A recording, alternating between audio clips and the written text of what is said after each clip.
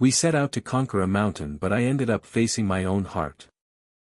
I told myself the altitude was what made my heart pound so hard, not the way Jamie smiled at me in the cold morning light. But the mountain wasn't the only thing I was afraid of falling from.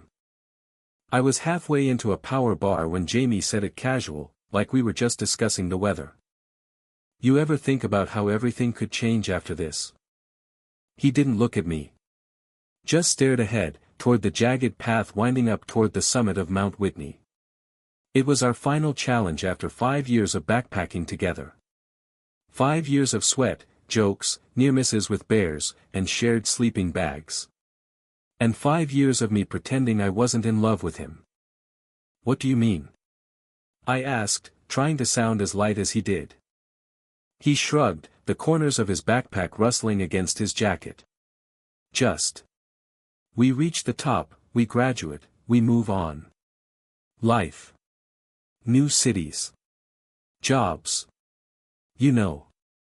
New people, I thought. New lovers. Jamie always made it sound so simple. Like the world didn't break your heart unless you gave it permission. I nodded slowly, chewing the last bite of my bar. Yeah. I've thought about it. What I didn't say was that I wasn't ready. That this trip was supposed to be our last great hurrah, our final adventure before adulthood swept us away. That I'd dreamed about this moment, this mountain, because I thought maybe, just maybe, I'd finally grow the spine to say it out loud. Instead, I tightened my gloves, looked away from his face, and said nothing. Jamie and I met freshman year in college, both joining the outdoor club because we liked gear, not people. But somewhere between slipping on ice and arguing over tent placement, he became my person. And I never meant to fall in love with him. He was the kind of guy who snored on buses, laughed too loud at dumb movies, and once gave his last granola bar to a raccoon because, and I quote, he looked hungry, man. He was chaos in hiking boots. But he was also kind in the quiet, stupid ways that break you. When he got a girlfriend sophomore year, I told myself I was happy for him. When they broke up, I didn't ask why. Just made sure he had beer and listened while he made up excuses that didn't matter. That was the thing about Jamie. He never talked about feelings. He just lived them. Me? I was all walls and sarcasm. Jamie once told me I was like a cactus. Spiky outside, squishy inside. I flipped him off for that. He wasn't wrong. We set up camp just below Trail Crest, the wind biting through our layers. I watched him pitch his tent, his jaw clenched in that focused way I'd memorized over 100 hikes, and tried not to stare. Tried not to notice the way he rubbed his hands together, red from the cold, or the way his breath curled in the air like ghost words I wanted to read. That night, we sat outside our tents, sipping hot cocoa from metal mugs. The stars spilled across the sky like glitter on velvet. Jamie looked up and said, "You ever think the stars are just holes poked in some giant tent?" I grinned. "That's the dumbest thing you've said all week." He laughed, but it faded too quickly. "I mean it, though. Like, maybe the universe is just trying to let the light in." I turned toward him, and something in his face made my chest hurt. "You okay?" He looked at me for a long second. "I'm not sure." That silence. That heavy, terrifying silence. It stretched between us like the ravine down the trail, one wrong step and we'd fall. "I'm not sure either," I whispered. The morning of the summit was brutal. The wind howled like something angry, and snow flurried in little whips around our boots. We started the final climb in silence. I wanted to speak, to tell him everything. That I loved him. That I was scared. That this mountain wasn't the only thing I'd been climbing for years. But every time I opened my mouth, the words died on my tongue. What if I lost him? What if I ruined everything? What if he didn't feel the same? We were halfway up the switchbacks when Jamie turned around, his cheeks flushed, his hair wild in the wind. "You're quiet today." "I'm conserving oxygen," I said. He smiled faintly. Liar. And then like it was nothing he said, I think I'm in love with you. I stopped. Like, actually stopped. My boot slipped a little on the snow, and my breath caught in my throat. He looked away quickly. Sorry. I shouldn't have said that. Forget it. My voice came out raw. No. Say it again. I think I'm in love with you, he said, softer this time. I don't know when it happened. Maybe always. I didn't want to mess this up. I stepped forward. Slowly. My heart pounded so loudly I couldn't hear the wind anymore. I've loved you since that trip to Yosemite, I said. You fell in the river and blamed it on gravity. He laughed, breathless. Gravity's a bitch. Then we just stood there, halfway to the top of the world, looking at each other like we'd never seen each other before. Like every climb, every bruise, every shared silence led to this. I touched his glove just that, and it was more intimate than anything I'd ever done. We should keep moving, I said. Storm's coming. He nodded, but his eyes were brighter. Lighter. So were mine. We made it to the summit just before noon. The wind was slicing through every layer of clothing, and the sky above was bruised with thick clouds rolling in. But there it was, the highest point in the contiguous United States. The stone hut, the wooden sign, the air so thin it felt like we were breathing the sky itself. Jamie turned to me, his eyes wide with disbelief. We actually did it. I couldn't tell if he meant the mountain or the confession. Maybe both. He pulled off a glove and reached for mine. My fingers trembled as I let him take them, skin on skin, cold but electric.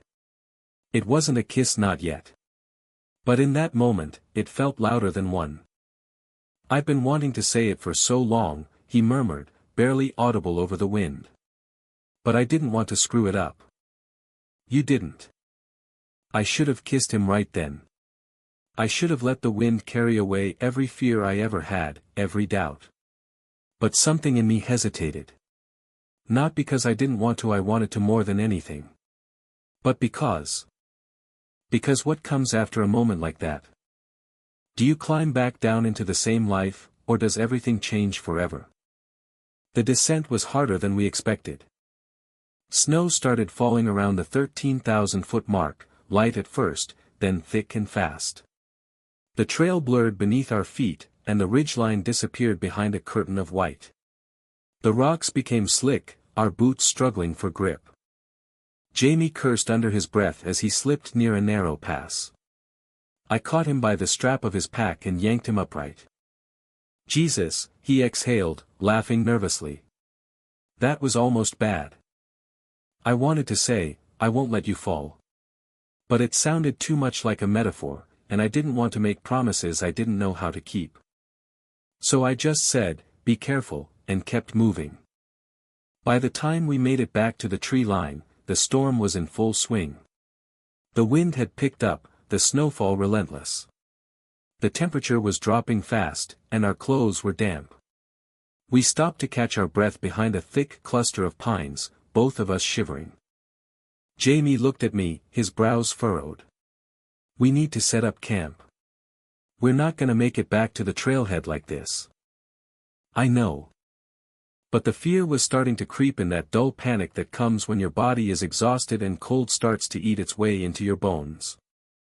We pitched the tent fast, fumbling through numb fingers and wet straps. Once inside, we stripped off soaked layers and climbed into the sleeping bags, pressed close for warmth. It wasn't the first time we'd shared a tent. Wasn't even the first time our legs had tangled together in a rush to stay warm. But this time, every inch of contact buzzed with something new. Something unspoken. His breath was warm on my neck. I meant it, you know, he whispered. I didn't need to ask what he meant. I rolled to face him, our noses almost touching. Me too. And finally we kissed. It wasn't perfect. Our lips were chapped, and my nose was half frozen.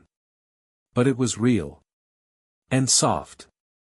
And the kind of messy I'd been waiting my whole life for. Jamie let out a shaky laugh against my mouth. God, we're idiots. Why didn't we do this sooner? Because we're both cowards, I said. He smiled. Well. At least we're cowards together. The next morning, the storm had passed. Everything outside was blanketed in white, the trees frosted like cake. The world looked brand new. We packed in silence, our fingers brushing often, our eyes meeting too long. It was awkward, not in a bad way, but in that raw, vulnerable way when the walls have just come down and you're not sure what comes next. Do we talk about it? I asked, shouldering my pack. Jamie glanced at me. What, the kiss or the fact that we're apparently in love with each other? Both. He considered. Let's get off this mountain first. Then we talk. Fair enough. It took us another day to reach the base. By then, the snow had melted in the lower elevations, the sun peeking through pines and warming our backs. We didn't speak much, but it wasn't silence born from fear anymore. It was something calmer, like the quiet after a song ends and the room is still full of it. When we reached the car, Jamie threw his pack in the trunk and turned to me. I have to ask you something.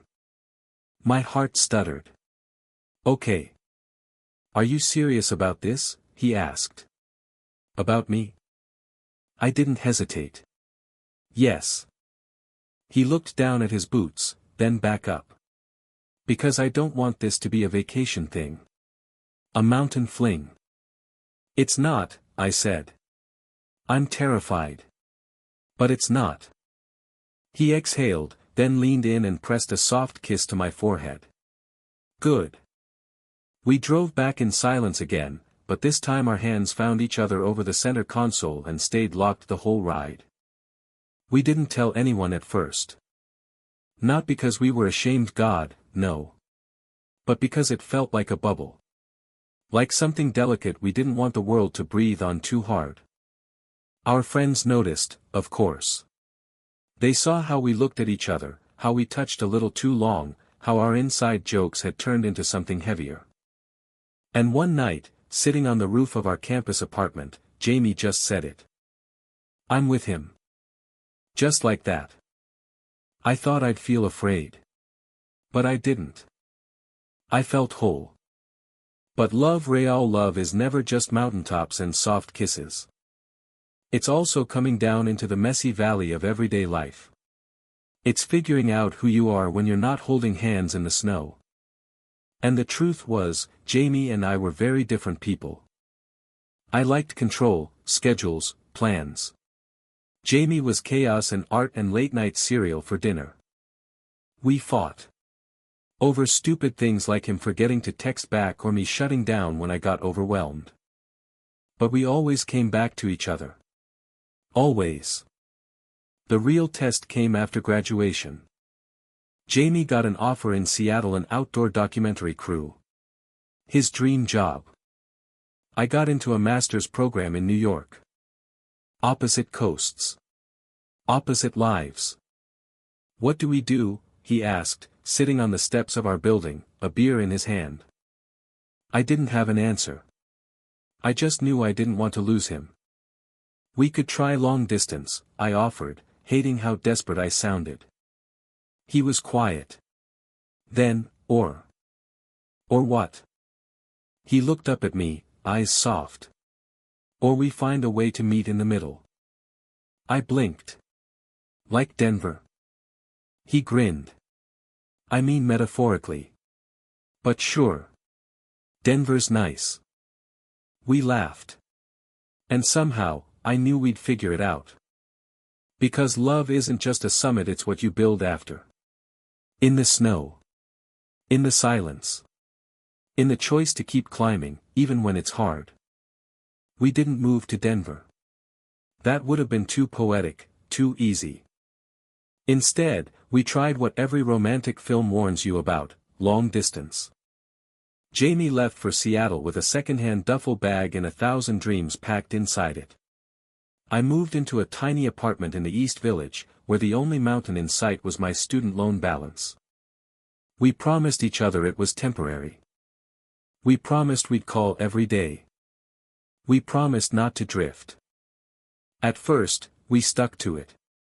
Mornings with sleepy video calls, nights with voice notes whispered under blankets. I sent him pictures of pigeons on fire escapes and bagels the size of my head. He sent me videos of pine forests and drone shots from helicopters over the Cascades. It worked until it didn't. The cracks came slowly. A missed call. A cancelled trip. A vague text followed by silence. I'd ask if he was okay, and he'd say, just tired. He'd ask how I was doing, and I'd say, fine, even when I wasn't. Because how do you say, I miss you so much it feels like my chest's been hollowed out, without sounding like you're begging? Distance wasn't just about miles. It was about time zones. About growing into different versions of ourselves. About loving someone who wasn't there to see the way you changed. One night, after a brutal stats midterm and 3 glasses of wine, I called him. I feel like I'm losing you, I said. There was a long pause. Then his voice, I feel like I'm losing myself. That silence after. That was the real break. We didn't officially break up. There were no slammed doors or dramatic ultimatums. We just stopped. The calls slowed, the visits ended. The I love yous turned into I miss yous, then into nothing at all. Time passed like a glacier, slow, heavy, reshaping everything in its path. I graduated 2 years later. My parents clapped too loudly, and my roommate cried. I should have been proud. But all I could think about, sitting there in my cap and gown, was Jamie. The mountain. The kiss. The tent. That summer, I hiked alone for the first time. Nothing intense, just a small ridge trail outside Albany. The path was overgrown, and the bugs were relentless. But somewhere near the top, I found a clearing. I sat down, pulled out a granola bar, and stared at the clouds. For a moment, I imagined Jamie beside me, laughing about the raccoon again. I cried. Then I laughed. Then I let go. 3 more years passed. I got a job with a nonprofit, writing grants and teaching outdoor education in public schools. I dated a few people. Nice people. People who made good coffee and remembered my dog's name. But none of them were Jamie. And honestly, that was okay. Because somewhere along the way, I stopped measuring love by who I missed and started measuring it by how I lived. Last fall, I got a postcard. No return address. Just a smudged mountain stamped in the corner. On the back, in messy handwriting. Still climbing. Hope you are too. J.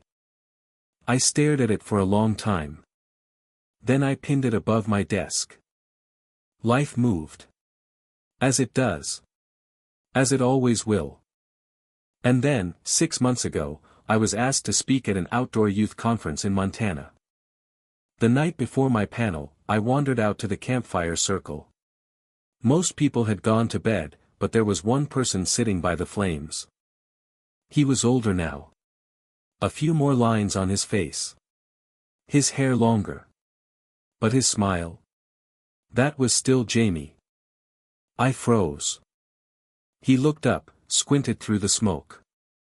Hey, cactus. I burst out laughing. It wasn't graceful. It wasn't cinematic. It was real. We sat there for hours. No grand declarations. No sappy apologies. Just stories. Quiet laughter. A shared flask of bourbon passed back and forth like time itself. I thought you hated long distances, I teased. He shrugged. Turns out I hated being distant from you more. I looked at him, really looked. And suddenly, it didn't matter how much time had passed. He was still Jamie. But I was different. And maybe that was the point. You want to try again? I asked, surprised by my own voice. He didn't hesitate. God, yes. We didn't fall back into old habits. We built new ones. This time, we didn't try to recreate the mountain. We built a home. Somewhere small, with enough space for camping gear and bad coffee and quiet mornings. We fought. Of course we did. But we talked now. We forgave faster. Loved deeper. Last weekend, we hiked up a trail behind our house. Nothing wild. Just a long slope through pine and dirt. At the top, there was a bench overlooking the valley. We sat there in silence, hands brushing. Then Jamie said, "I used to think love was about reaching the top." I turned to him. "And now?" He smiled, not looking at me. "Now I think it's about who you climb with. And who you're still willing to walk beside. Even when the trail disappears." I reached for his hand. And this time, I didn't let go. Jamie proposed on a Tuesday. It wasn't some grand gesture or a mountaintop speech. There were no fireworks, no friends hidden in the bushes. Just the two of us in the kitchen, barefoot and exhausted after a long day. I was chopping onions. He was burning rice. He turned around suddenly, holding out a ring box with a sheepish grin and rice on his shirt. I blinked. "Are you serious?" He nodded. "Completely. But we're in sweatpants." "Exactly. This is the rest of our life. Not a highlight reel. Not a montage. Just this. Ordinary, messy, beautiful." I didn't cry. I just said yes. And kissed him like it was the first time. We didn't rush the wedding. We took our time, picked a date that felt right, not one that was available. Chose a venue up in the mountains, where the trees whispered and the wind sounded like old memories. And when that day finally came, the weather was ridiculous, full of sun, but patches of snow still clung to the peaks like stubborn ghosts. I stood at the altar, my palms sweating. Then Jamie walked toward me, wearing a suit that didn't quite fit and a crooked smile that nearly knocked me off my feet. When he reached me, he whispered, "You look like you're about to puke." "Thanks," I whispered back. "Want to run away?" "Only if you're coming with me." We didn't run. We stayed. We vowed. Not just love. But patience. Growth. Forgiveness. And laughter. Always laughter. Marriage didn't fix everything. We still argued, usually about stupid things. Like who left the gate open or who forgot the groceries. Jamie still woke up too early and sang off-key in the shower. I still needed more space than I admitted and sometimes shut down instead of speaking up. But we learned. We evolved. We promised to never stop climbing not mountains, but each other's walls. And sometimes, when things got heavy, we'd pack our bags, pick a trail, and disappear into the wild together. Not to run away, but to remember. To return to the place where everything began and everything became possible. 5 years after the wedding, we went back to Mount Whitney. It was different this time. We were older. Stronger. And walking side by side, not chasing or hiding. At the summit, Jamie took my hand. His eyes searched the sky like he always did, looking for stars, even in daylight. "Still think they're holes in a tent?" I asked. He smiled. "Nah. I think they're windows now." "Windows to what?" "To the parts of us that only the climb can reveal." That night, under a canopy of stars, we didn't talk much. We didn't need to. The silence wasn't heavy anymore. It was sacred. I lay in the sleeping bag, listening to Jamie breathe beside me, the wind brushing the canvas like a lullaby. And for the first time in years, I didn't feel like I was still climbing towards something unreachable. I was exactly where I was meant to be. Years passed. We got older. Some climbs got harder. Some dreams changed shape. Our house got quieter, then louder again when we fostered a kid who needed someone who understood how to build trust from scratch. His name was Leo. He liked rocks and hated cucumbers. Jamie taught him how to pitch a tent. I taught him how to make a fire with wet kindling. Together, we taught him love. Not the kind that demands or controls but the kind that stays. One day, Leo asked us, "How did you two know you were supposed to be together?" Jamie answered without thinking.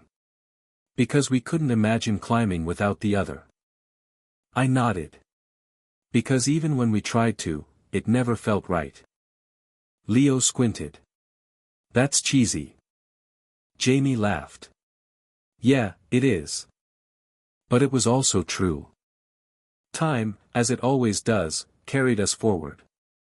Wrinkles crept in. Hair turned silver. Our steps slowed. But our hands stayed locked. Our arguments softened. Our laughter never dimmed.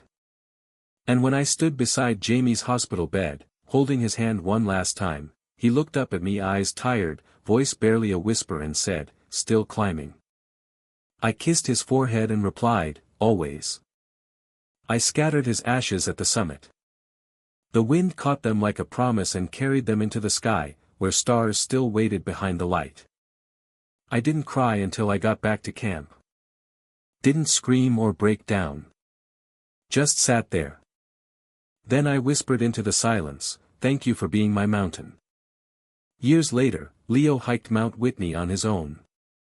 He texted me a photo from the summit. The same view. The same clouds. The same wooden sign, weathered by time. Below the image, his message read, "Still climbing. Just like you taught me. Love isn't always about the peak. It's about who you climb with. And what you carry even when they're gone." And somewhere, on the wind, I swear I still hear Jamie laugh. Not behind me. Not ahead. But right beside me. Still climbing. Always.